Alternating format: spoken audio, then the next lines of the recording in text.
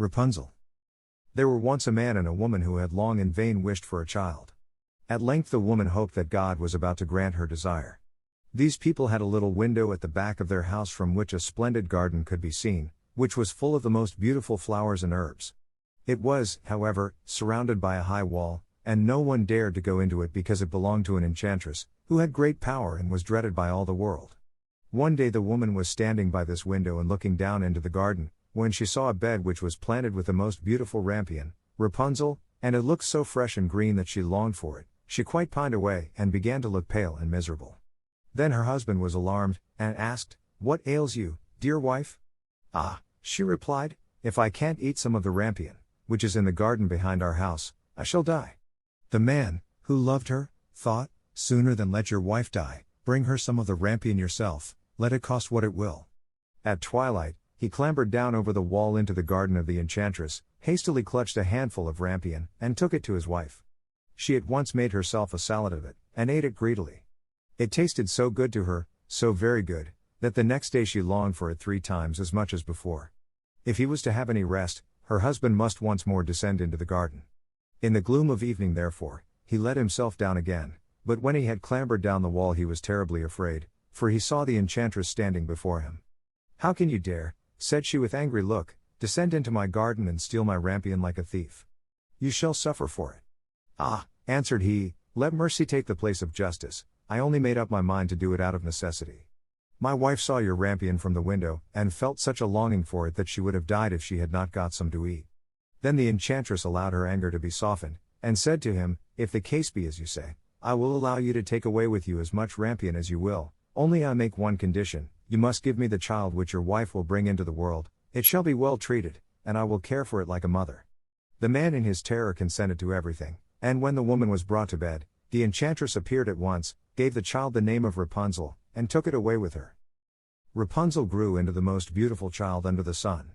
When she was 12 years old, the enchantress shut her into a tower, which lay in a forest, and had neither stairs nor door, but quite at the top was a little window. When the enchantress wanted to go in, she placed herself beneath it and cried, "Rapunzel, Rapunzel, let down your hair to me." Rapunzel had magnificent long hair, fine as spun gold, and when she heard the voice of the enchantress she unfastened her braided tresses, wound them round one of the hooks of the window above, and then the hair fell 20 ells down, and the enchantress climbed up by it. After a year or 2, it came to pass that the king's son rode through the forest and passed by the tower. Then he heard a song, which was so charming that he stood still and listened. This was Rapunzel, who in her solitude passed her time in letting her sweet voice resound. The king's son wanted to climb up to her, and looked for the door of the tower, but none was to be found. He rode home, but this singing had so deeply touched his heart, that every day he went out into the forest and listened to it. Once when he was thus standing behind a tree, he saw that an enchantress came there, and he heard how she cried, "Rapunzel, Rapunzel, let down your hair to me." Then Rapunzel let down the braids of her hair, and the enchantress climbed up to her. "If that is the ladder by which one mounts, I too will try my fortune," said he, and the next day when it began to grow dark, he went to the tower and cried, "Rapunzel, Rapunzel, let down your hair to me." Immediately the hair fell down and the king's son climbed up. At first Rapunzel was terribly frightened when a man, such as her eyes had never yet beheld, came to her, but the king's son began to talk to her quite like a friend, and told her that his heart had been so stirred that it had let him have no rest, and he had been forced to see her. Then Rapunzel lost her fear, and when he asked her if she would take him for her husband, and she saw that he was young and handsome, she thought, "He will love me more than old Dame Gothel does," and she said yes, and laid her hand in his. She said, "I will willingly go away with you, but I do not know how to get down. Bring with you a skein of silk every time that you come, and I will weave a ladder with it, and when that is ready I will descend, and you will take me on your horse." They agreed that until that time he should come to her every evening, for the old woman came by day. The enchantress remarked nothing of this, until once Rapunzel said to her, "Tell me, Dame Gothel, how it happens that you are so much heavier for me to draw up than the young king's son. He is with me in a moment." "Ah! You wicked child," cried the enchantress. "What do I hear you say? I thought I had separated you from all the world, and yet you have deceived me." In her anger she clutched Rapunzel's beautiful tresses, wrapped them twice round her left hand, seized a pair of scissors with the right, and snip, snap, they were cut off, and the lovely braids lay on the ground. And she was so pitiless that she took poor Rapunzel into a desert where she had to live in great grief and misery. On the same day that she cast out Rapunzel, however, the enchantress fastened the braids of hair, which she had cut off, to the hook of the window, and when the king's son came and cried, "Rapunzel, Rapunzel, let down your hair to me," she let the hair down.